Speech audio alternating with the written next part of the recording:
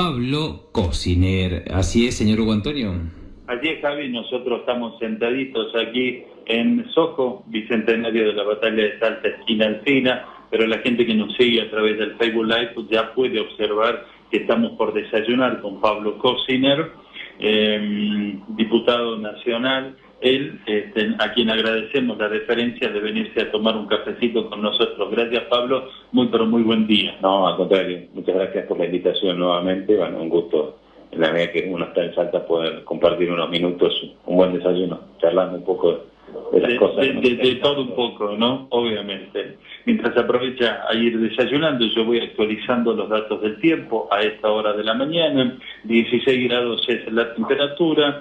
18 será la máxima para la jornada de hoy, o sea, nada entre la mínima y la máxima. Lo que sí, hay probabilidades de precipitaciones durante toda la jornada.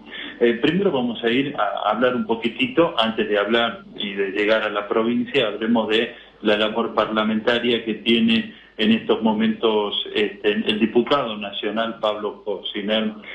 Ha presentado un proyecto de emergencia tarifaria, con lo cual el gobierno por 60 días dice que va a frenar un poco a través de precios esenciales, con lo cual también está diciendo de que va a frenar un poquitito el precio de las tarifas. ¿Esto es así o necesitamos realmente una ley para ello, Pablo? Bueno, primero creo que necesitamos una ley. Vamos a ver cuando profundicemos un poquitito más el análisis, que los anuncios del gobierno lejos van a ser de las expectativas que la gente está generándose. Nosotros venimos ya desde hace más de un año planteando la necesidad de una ley de emergencia tarifaria. De hecho, el gobernador, el presidente había vetado una ley el año pasado, luego de que nosotros aprobemos, tanto Cámara de Diputados como Cámara de Senadores, un proyecto de ley de emergencia tarifaria que fue autoría de nuestro bloque, el Interbloque de Argentina Federal. Logramos consenso con todos los bloques de oposición. Esa ley planteaba la vigencia de las tarifas al 1 de enero del 2018 y establecía que cualquier aumento a futuro debía ser de la mano de los aumentos salariales. De ninguna tarifa podía tener un aumento superior al año de lo que aumentaba un salario. Eso se vetó y eso generó también la disparada de tarifas que hubo durante el año pasado y las que hubo durante este año. Nosotros habíamos anticipado el año pasado que si se producía ese veto, el problema no iba a desaparecer y que esto iba a volver a explotar tarde o temprano. De hecho, pasó este año. Ahora, este año intentamos nuevamente, con un periodo de sesión especial, retomar el proyecto de ley de emergencia tarifaria y tarifa justa. El oficialismo no dio el quórum de los 2 tercios necesarios para poder avanzar en esa sesión especial y luego saca esta decisión. Ahora, lo que hay que decir de esta decisión es que no van a haber aumento tarifario. El gobierno se compromete a no anunciar más aumentos, pero los anunciados sí se aplican. Entonces, en definitiva, es como el tema de los precios esenciales. El gobierno anuncia precios esenciales a partir del 22 de este mes, del 22 de abril, pero entre que anunció y el 22 de abril se produce un montón de aumentos, 40% en la leche, con lo cual ya los precios esenciales entraron con un 40% de aumento. Entonces, pareciera ser, yo no creo en la ingenuidad del gobierno, pero sí creo claramente que hay una especulación, es tratar de buscar un rédito político, pero en definitiva las medidas en la práctica van a significar muy poco de ventaja para el usuario, para el consumidor, para la pyme. O sea, si vos este año ya tenés un aumento de tarifas del 40 o del 50%, ¿de qué te sirve que te digan que no van a haber más aumentos de tarifas si tu salario siempre va a ir por atrás de ese aumento ya consolidado? No sé si me explico. Entonces, la verdad que está bueno que digan que no va a haber más aumento de tarifa, pero lo importante hubiese sido que los aumentos ya anunciados, pero que todavía no han impactado, también se suspendan, ¿no? Que eso es lo que planteábamos nosotros en la ley. Indudablemente, igual que el tema de la carne, yo venía escuchando un colega tuyo de Buenos Aires hace un ratito, que hacía un análisis del mercado central, del valor del porte del asado, 148 pesos. Desde el mercado central de Buenos Aires, O sea, ¿qué impacto puede tener esto a nivel del interior del país? El otro día hacían un cálculo de cuánto le correspondería de los miles y miles de kilos de carne comprometidos por los carniceros a aportar con este precio, y te daba 2 veces por provincia. Entonces, ni lo de los kilos de carne a precios esenciales va a ser real, ni el tema de los precios esenciales va a servir, porque además muy pocos productos con valor nutritivo están incorporados, no hay fruta, no hay verduras, no hay productos de limpieza que la gente necesita, está hecho con una canasta. O sea, son solamente 64 productos, con lo cual a uno lo lleva a pensar de que productos como, por ejemplo, una leche en donde no se encuentra en las góndolas de los supermercados. Y otra cuestión, dice, esto es un pacto de caballeros, o sea que no hay nada por escrito, con lo cual ese pacto de caballeros se puede... Yo podría pensar que si me voy algunos años atrás, cuando también nosotros aprobamos la ley antidespido que el presidente vetó, después salió a anunciar que iba a haber un pacto con los empresarios, que no se iba a despedir gente por 90 días, creo que era. Y no se cumplió. Porque cuando está el Estado frente a determinadas situaciones de intereses económicos que tienen posiciones diferentes, donde el Estado debe aparecer ahí, no para pisotearlo o anularlo al sector privado, sino para que regular y poner condiciones justas, ¿no? Entonces, lo que debería hacer el Estado ahora, primero, cuando dijo van a haber 60 y pico de productos con precios esenciales, controlar que desde el anuncio hasta la puesta en funcionamiento del plan los precios no aumenten. ¿Cómo puede ser que se anuncia la semana pasada y el otro día la leche que iba a entrar en precios esenciales valía 40% más? Entonces, claro, los empresarios te dicen, bueno, sí, a partir del 22 no vamos a aumentar por 6 meses, entonces te metieron un 40% de aumento en 3 días. Entonces, eso habla de que el Estado no puede retirarse de la relación económica cuando la situación es tan complicada. Y eso es lo que está pasando hoy en Argentina, que tenemos un Estado totalmente ausente. Entonces, si vos me decís, ¿estas medidas qué significan?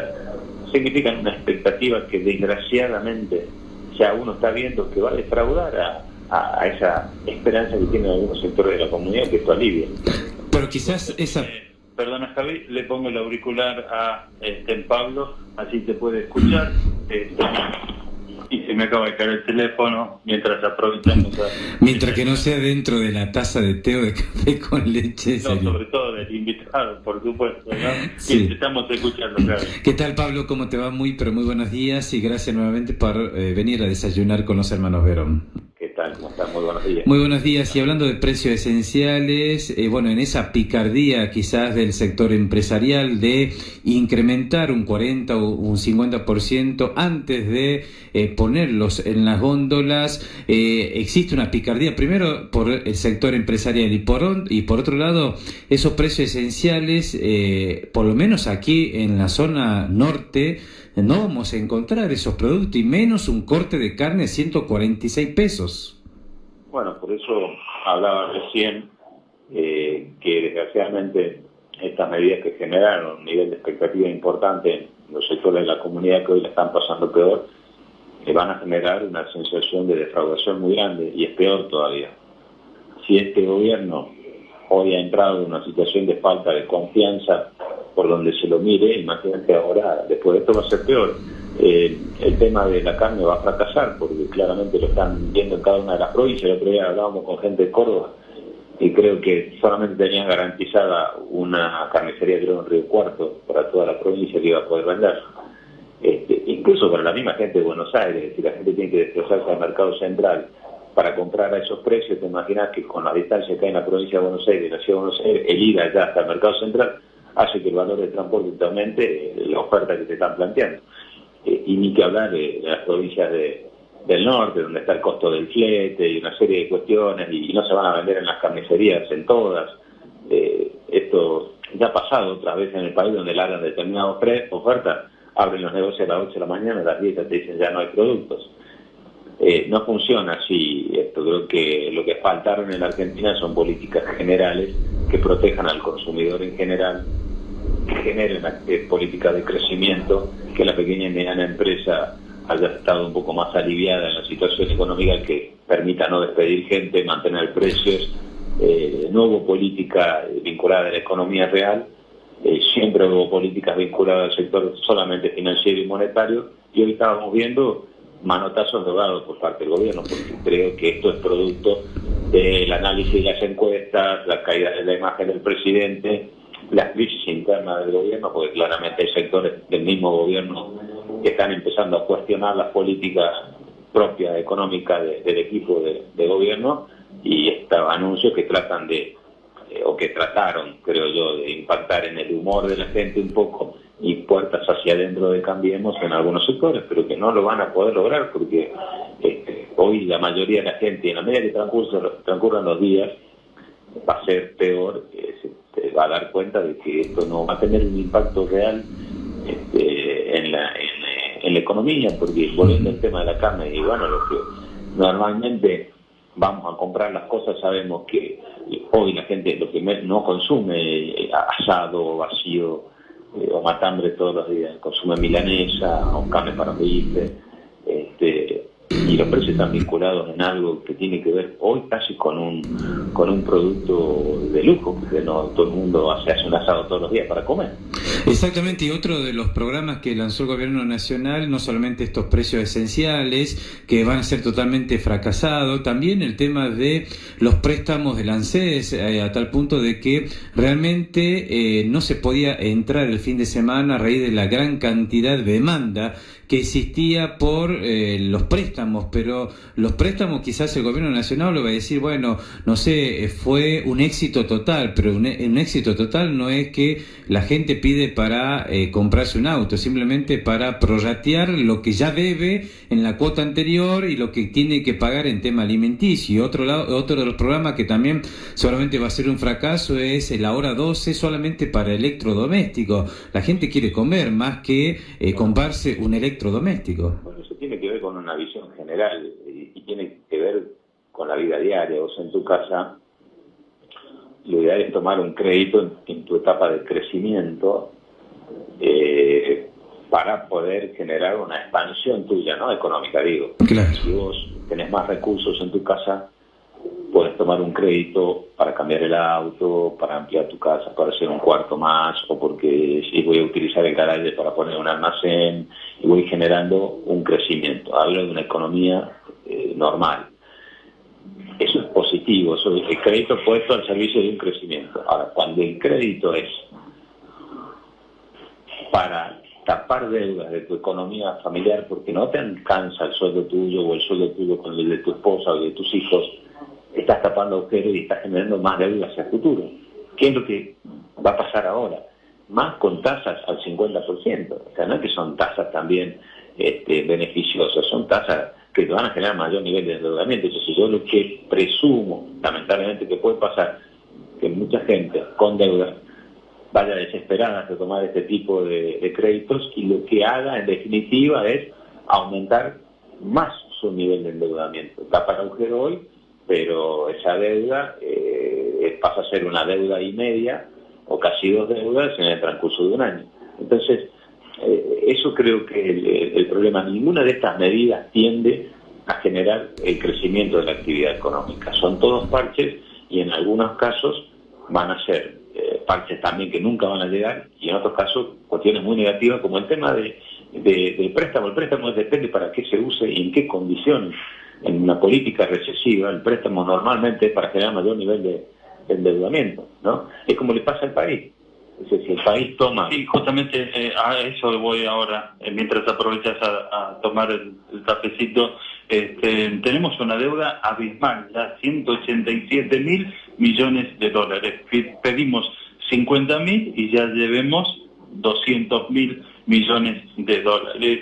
¿Se merece un juicio político a esa gente, aprovechando de que vos formás parte de la comisión de juicio político, porque no sabemos todavía en qué se ha gastado ese dinero? Por lo menos no está blanqueado por parte del ministro de Hacienda Dubón, y cada vez que va Marcos Peña a la Cámara baja, no hay una explicación de qué se hizo con ese dinero. Bueno, nuestro interbloque pidió hace algunos días la interpelación del ministro de Comne en la comisión bicameral de seguimiento de la deuda. Una de las cosas que se constituyó fue la Comisión Bicameral de Seguimiento de la Deuda. Tenemos representaciones en todas las fuerzas políticas mayoritarias y ahí pedimos nosotros.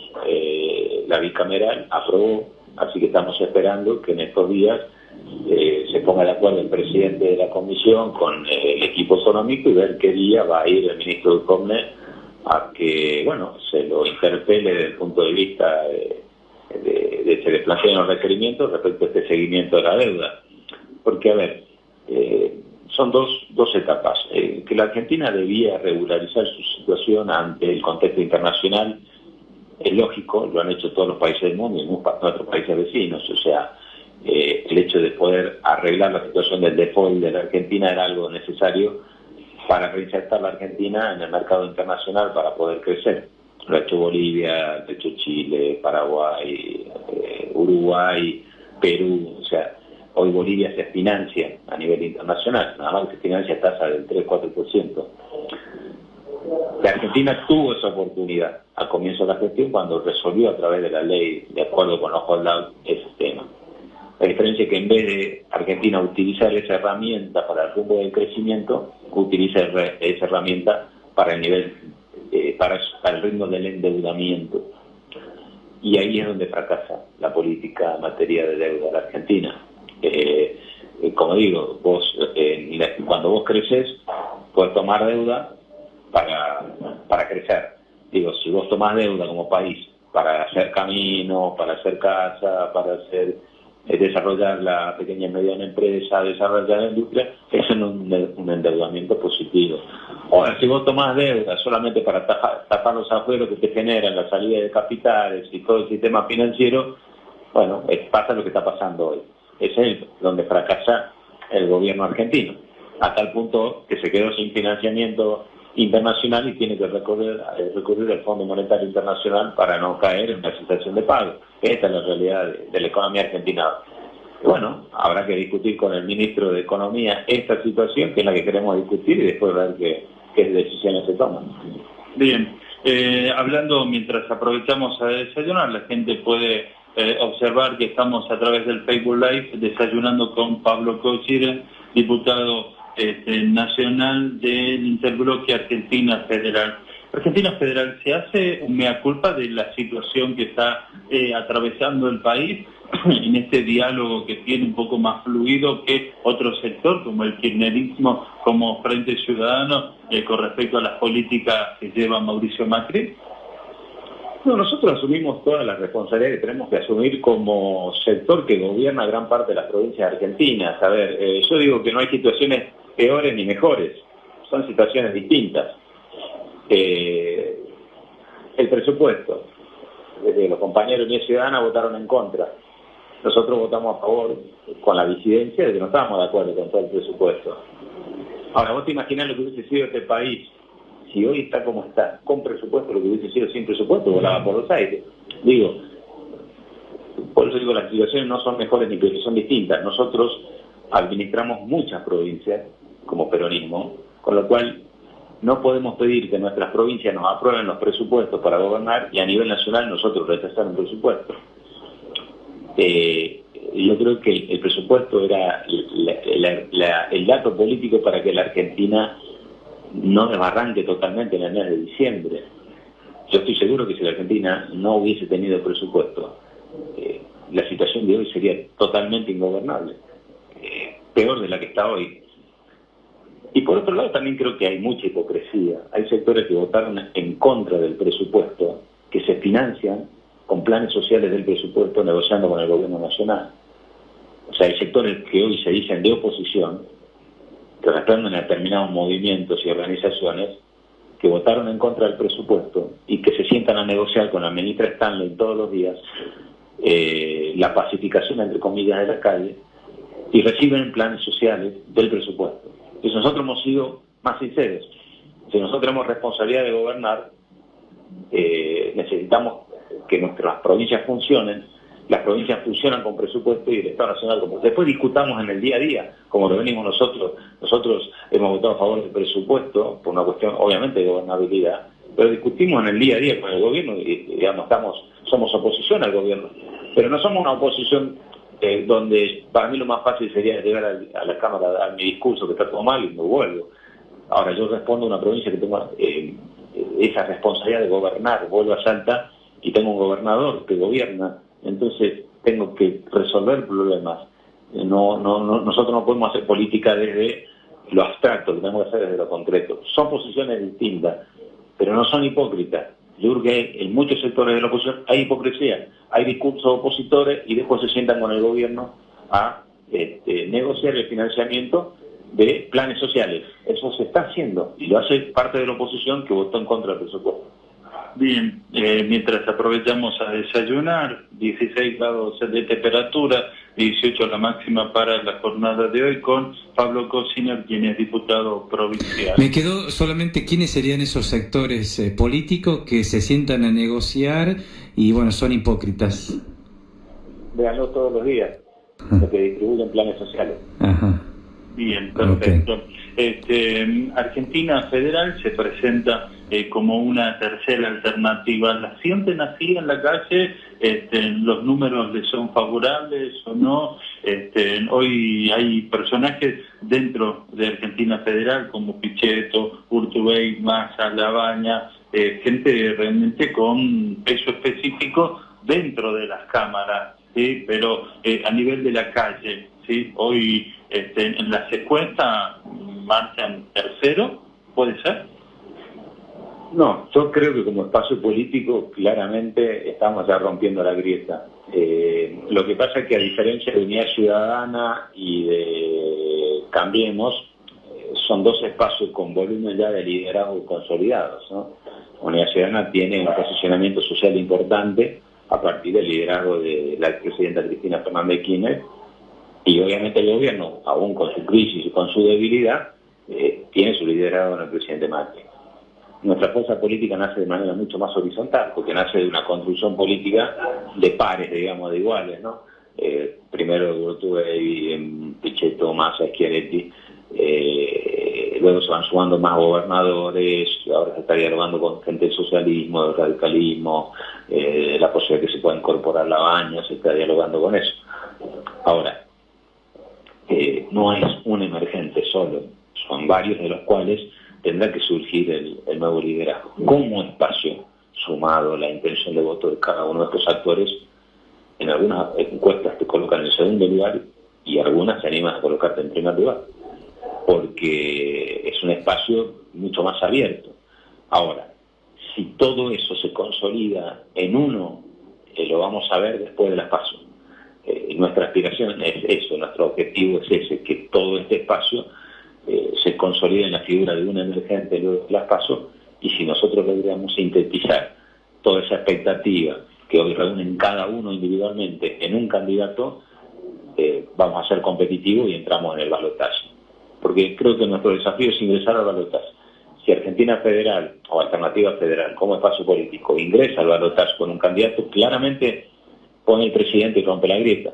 Eso lo sabe el gobierno también, por eso el gobierno, su dinámica es mucho más lógica hasta hace poco tiempo, ¿no? Ahora ya no le sirve tanto, era polarizar permanentemente con la expresidenta Cristina. Ahora ha sido tan mala la gestión del gobierno que ni siquiera esa estrategia aparentemente hoy le estaría sirviendo, ¿no? Porque dicen que algunas encuestas hablarían que aún en balotaje el gobierno también perdería con la expresidenta. Entonces, también otra de las cosas que demuestran el fracaso de este gobierno es que vos, después de 3 años y medio, teóricamente tendrías que validarte por lo que hiciste, ¿no? Se supone que 3 años y medio después vos tenés que decirle a la gente, mire, ahora que en las elecciones votenme porque yo hice esto. No podés pretender seguir validándote después de 3 años y medio de la gestión, guarda que si yo pierdo, vuelve Cristina. O sea, eso demuestra claramente tu debilidad como sector, ¿no? Y como gestión, fundamentalmente, porque si vos no sos capaz de decirle a la gente que te voten por una medida que lo haya favorecido, bueno, parece que demuestra claramente la crisis de este gobierno. Bien, vos hablabas de balotas y tenés 3 personas importantes dentro de esta Argentina federal, que es en Urtubey, Massa, y también se están pidiendo todo el mundo entre Labaña. ¿Cuál crees que debe ser el candidato? ¿Cuál debe ser en la confluencia para no ir a las pasos entre estos candidatos? No, nosotros trabajamos desde casi a esta altura del año pasado, empezábamos a construir este espacio de Alternativa Federal, primero en una reunión en Gualeguaychú, con el equipo del Frente Renovador y gobernadores, legisladores. Quizá el puntapié fue la tarea que hacíamos nosotros en el Interbloque Argentina Federal de Diputados junto con el de senadores. Recorrimos casi toda la Argentina y llegamos a fin de año con un encuentro en la Casa de Córdoba, recordarás vos. En ese encuentro final de la Casa de Córdoba se definió como mecánica de selección de candidatos si al momento de la presentación de listas había más de un precandidato, eso se iba a definir por paso. O sea que no había el dedo de nadie que diga este va a ser el candidato. O sea, si el día, creo que es el 22 de junio, si es realista, si no me equivoco, si ese día hay más de un precandidato, las pasos son las herramientas democráticas previstas en la ley. Entonces, creo que la ventaja que tenemos nosotros es que nuestros precandidatos están recorriendo la Argentina, ¿no? Tanto Juan Manuel Urtubey, con el cual puntualmente estamos trabajando nosotros en esa estrategia, recorre permanentemente la Argentina, es de todos el que además tiene la responsabilidad de gestionar y gobernar, con lo cual tiene que cubrir esos dos frentes. Massa está haciendo lo mismo, Pichetto lo mismo, creo que Labaña está en un proceso de comenzar eso.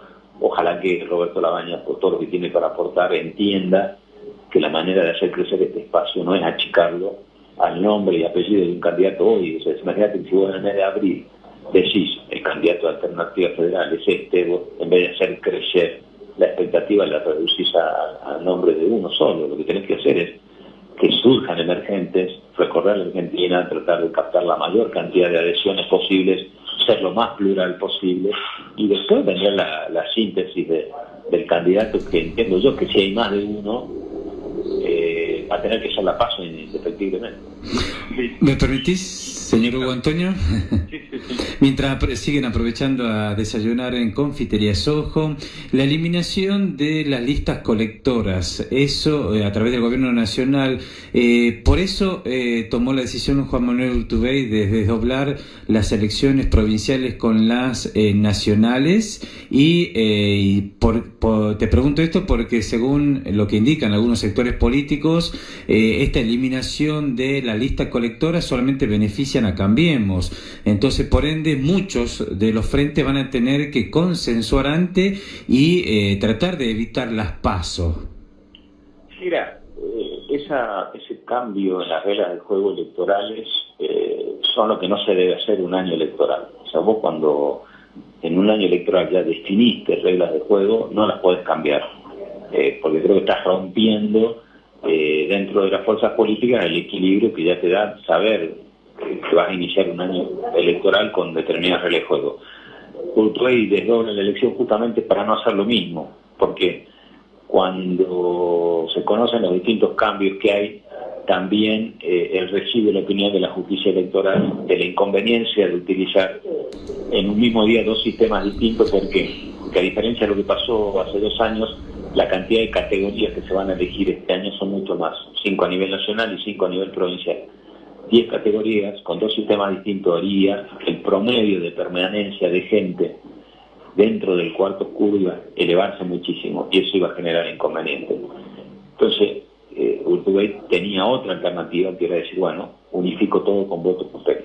Eso sí, era romper las reglas de juego que él había fijado con todos los partidos políticos. Entonces, si Urtubey dice, bueno, para mantener el mismo día de elección nacional y provincial, saco la boleta electrónica y hago todo voto papel, legítimamente muchos sectores le iban a plantear, está cambiando las reglas de juego en un año electoral. Entonces él dice, bueno, yo voy a mantener la boleta electrónica para los cargos provinciales y la papel para las nacionales, lo tendremos que hacer en 2 días distintos, pero no era la idea originaria, y bueno, eso tiene que ver con no hacer lo que hizo el gobierno nacional de cambiar las reglas de juego en un año electoral. Según otros sectores de la oposición de Salta, manifiestan de que este desdoblamiento de primero la nacional y luego las provinciales, esto señala, indica de que le están dando más tiempo al candidato del oficialismo. ¿Es así? No, para nada. Primero porque el oficialismo no definió todavía un candidato. Hay varios compañeros que han planteado la votación de ser candidato a gobernador, ¿no? Hoy el gobierno no tiene un candidato. Por otro Pero da la sensación, o por lo menos la oposición marca de que el candidato es Fernando Yarade. Por ende, quizá tomaste la decisión de bajarte. Sí, yo no me bajo de un lugar donde nunca me subí. Yo siempre, a mí me preguntaron si me gustaría ser gobernador, dije que sí, pero también dije que iba a definir en el mes de abril cuál iba a ser la decisión en función también de que ocupo un lugar importante a nivel de la política nacional. Hice mi valorización y tomé la decisión de ser candidato a diputado nacional porque entiendo que hoy puedo aportar más a este proyecto colectivo desde el lugar donde tengo, como presidente de Interbloque, con diálogo con los gobernadores. No es fácil llegar a ese espacio y creo que esta tarea que viene desarrollando Juan Manuel Urtubey de posicionamiento nacional me parece que necesita una apoyatura desde ese lugar. Entonces decidí priorizar por sobre una legítima vocación o interés que podría tener una idea de proyecto colectivo, porque vengo de una etapa de formación política que quizá no es la de ahora. A la hora hay mucho más egos individuales. Yo estoy formado en otra manera y priorizo a esta altura también de mi vida las ideas más colectivas. Entonces digo, bueno, existe quienes tenemos que acompañar esta idea y este desafío de Urtubey y me coloco en ese lugar. Ahora, volviendo a lo anterior, si yo me explico quién aparentemente era el competidor más posesionado que todo el periodismo y los analistas dicen que tiene el gobierno hoy en Salta para ser gobernador, Gustavo Sáenz. Bueno, él dijo que está de acuerdo y muchos de la gente de la oposición dicen que está de acuerdo, con lo cual hay otros que dirán que no. Y bueno, cada uno tiene derecho a tener una sensación, pero me parece que si el principal sector de oposición a nivel local te dice que está de acuerdo, bueno, yo me imagino que hablando con la gente del Partido Obrero, por ejemplo, capaz que puede estar de acuerdo o no con la fecha, pero estoy totalmente convencido que el Partido Obrero no va a querer que se deje de lado la boleta única electrónica, que es la herramienta que permite a los partidos chicos llegar. Claro, exactamente. Entonces, todo creo que depende de dónde mirás y dónde lo planteas. A mí, ojo, me parece legítimo que cada uno diga si está a favor, si está en contra. Ahora, la realidad que la eliminación de la boleta única electrónica a quien más perjudicaría serían los partidos de oposición. Y eso se evitó. Bien, pero ¿considerás de que ante la gran cantidad de cartelería que hoy ya vemos en la ciudad capital y quizás también en el interior de Fernando Yarade, no es dedocracia? O sea, ¿el gobernador ya eligió su candidato? No, pero aparte yo no te lo digo por los carteles, te lo digo con la convicción de haberlo hablado. El gobernador no definió apoyo absolutamente para nadie. Ahora, bueno, hay gente que trabaja más cerca o menos cerca del gobernador. Miguel Issa es su vicegobernador, Fernando Yarade es su jefe de gabinete. Bueno, tienen vinculaciones políticas, porque también están los candidatos que más se identifican con el proyecto de Urtubey y los que menos se identifican, que serán. Hay un abanico de los que están más cerca, los que están en el medio, los que están directamente de oposición, pero eso es lógico. Ahora vos no le podés quitar a alguien que viene trabajando en el esquema de gobierno que tenga la ambición de ser candidato el día de mañana, pero que Fernando esté posesionando como un eventual candidato, y que es lógico también, me parece que es lógico, porque se va a cambiar gobernador después de 12 años, o lo pueda hacer Miguel o cualquier otro compañero o compañera. Es legítimo hasta la altura del partido, porque, bueno, quizá lo que vimos de este posicionamiento de estos días responde a una idea de que las elecciones iban a ser unificadas. Bueno, claro. Ahora hay más tiempo. Y en ese más tiempo, Pablo, te quería preguntar, en ese desdoblamiento, en caso de que no avance luego de las PASO, Juan Manuel Urtubey a nivel nacional, ¿hay posibilidades de que Juan Manuel Urtubey sea precandidato a senador nacional? Es que senador nacional se elige el mismo día que el presidente. O sea, no hay... Pero en las generales. No, pues vos tenés que presentar lista el día 22 a presidente, senador y diputado. Bien. El senador nacional se elige el mismo día. El mismo día, bien. Está buena la pregunta, porque hay mucha gente que está planteando eso, no, porque si Urtubey le va mal en la paso al presidente, se va a presentar al senador nacional. Es imposible, porque se eligen el mismo día. Se tendría que presentar a los dos cargos. El primero que le conoce a Urtubey sabe que no lo va a hacer, y que él ha dicho claramente que va a ser candidato a presidente de la nación. Entonces, pero esa pregunta que vos me haces desde la práctica, sí, es imposible. Bien, perfecto. ¿Te quedó algo más? No, bueno, y por último, decidiste renovar tu banca. Sí, decidí presentarme a candidato, obviamente, que eso claro, será de lo que los salteños digan. Lo hice, como te comentaba recién, desde el análisis un poco más general de la política. Todo lo que saben cómo funciona la política nacional y el Congreso de la Nación, la Cámara de Diputados, saben que no es fácil, dentro de esa maraña de más de 250 y pico de diputados, tener cierto nivel de trascendencia. Fue a partir de la confianza que me generaron mis compañeros de bloque y de otros bloques aliados, he podido llegar a referenciar un espacio de la política argentina en el Congreso que es Alternativa Federal. Desde ese lugar, no solamente poder interactuar con el gobernador de Salta, sino con la gran mayoría de gobernadores y legisladores peronistas del país, incluso teniendo muy buena relación con otros bloques. Y creo que ese es un capital que en estos momentos donde desde Salta se está buscando construir un proyecto nacional, vale mucho. Estoy trabajando en la mesa que coordina un poco la acción política de Urtubey a nivel nacional. Ser candidato a gobernador implicaba dejar todo eso. Y me hubiese gustado, obviamente, desde lo personal poder hacerlo, pero creo que en este momento donde los salteños nos vamos a una parada tan importante como es que un salteño pueda llegar a ser presidente de la nación, preferí poner a disposición ese capital político que yo tengo en estos momentos y que pude construir a disposición de este proyecto nacional. Creo que es el lugar de donde hoy puedo aportar más.